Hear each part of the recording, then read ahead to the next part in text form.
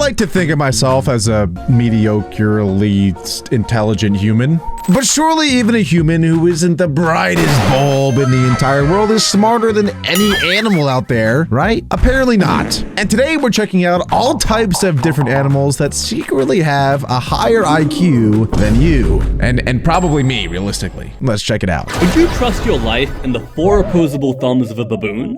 Well, if you were aboard a train bound for Cape Town in the 1880s, there's a good chance that was exactly what you were doing. Meet Jack the signalman. Nuh-uh!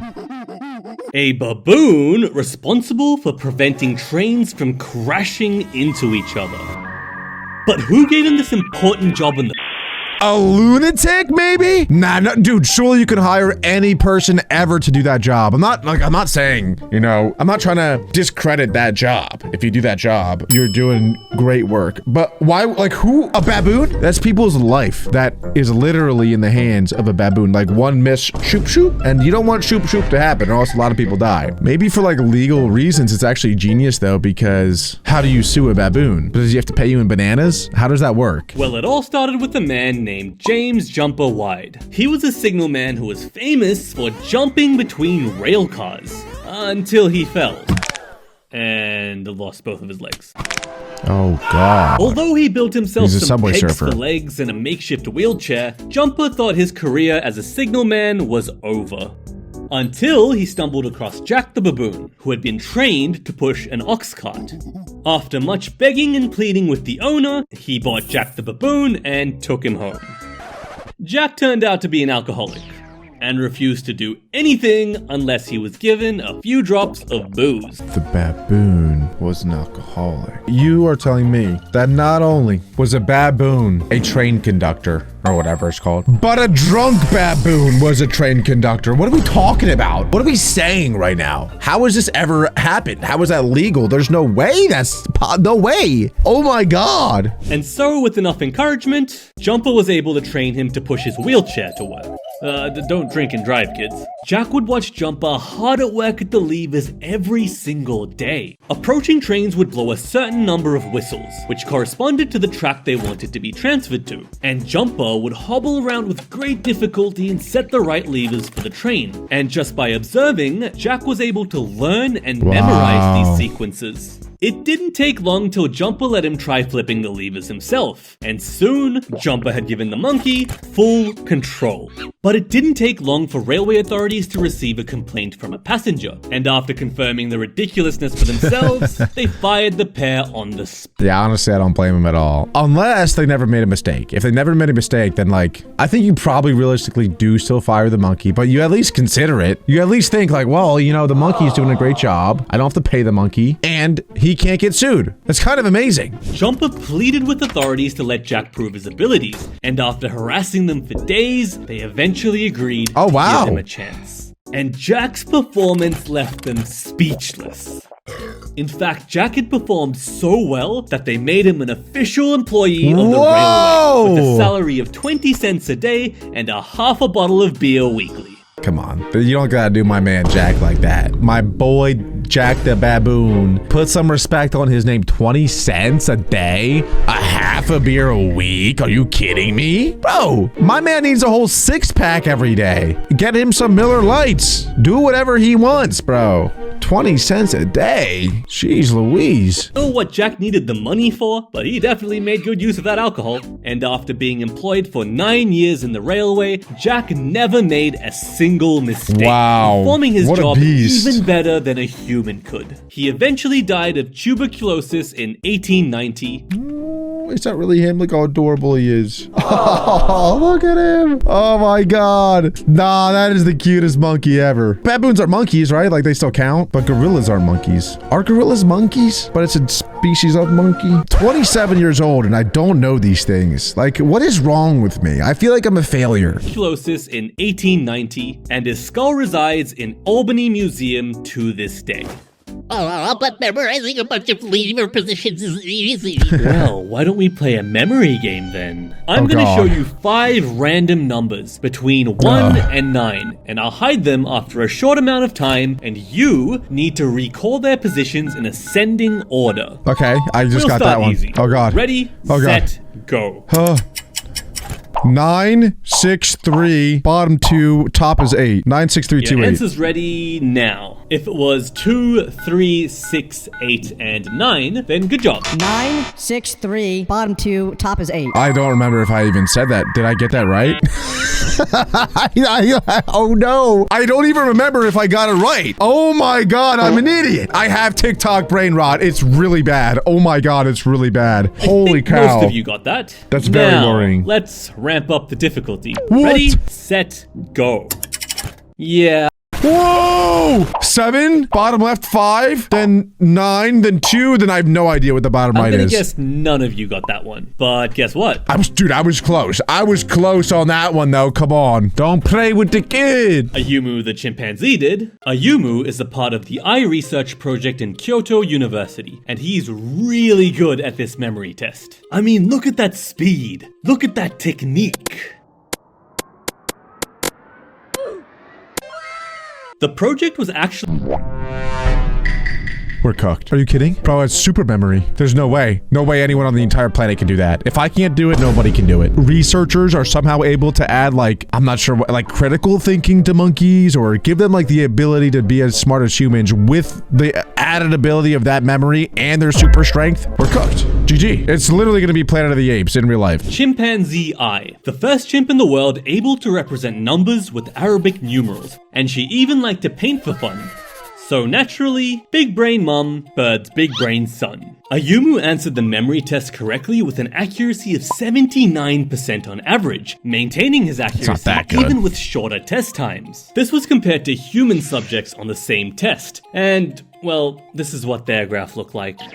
These results made it seem like young chimpanzees have a much better working memory than humans, but some scientists disagreed with this, saying, You will have more practice time. so in another experiment, the humans were given more time to practice the task first, and after 2,500 trials, they were just able to match Ayumu's accuracy levels. I expected a bit more out of the humans, to be honest. Shouldn't they be way better with numbers than a chimpanzee?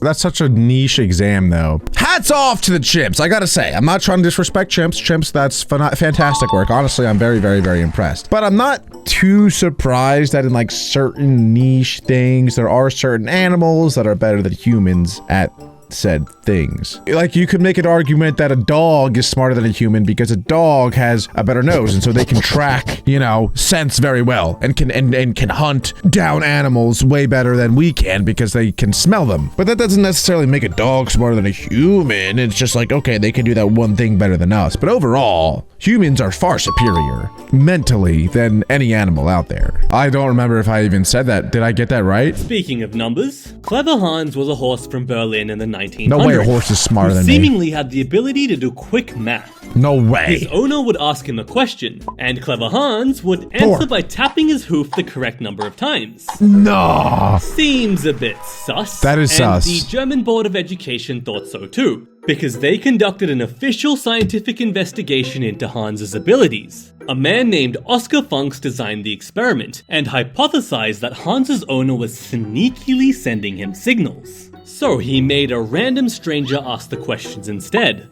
But Hans was still able to nail the answers. What? Perplexed? Funks then used blinders on Hans so he couldn't see the questioner, and his ability to answer the questions plummeted. In some cases, he would even keep tapping his hoof on the ground indefinitely. But why couldn't he answer correctly when he couldn't see the questioner? Funks had an idea. He asked Hans a question that he himself didn't know the answer to, and amazingly, Hans proceeded to do this again. The conclusion Funks came to was that Hans was able to pick up on subtle, involuntary gestures from the questioner when his answer reached the right number. He was so good at detecting these minute postural changes that the questioners themselves were totally unaware that they were doing them. So Hans may not have been a big brain maths genius, but he was a genius at reading people's body language. Oh, that is crazy. Something humans themselves are notoriously bad at. Could you imagine Hans as a detective, though? I don't know. I swear.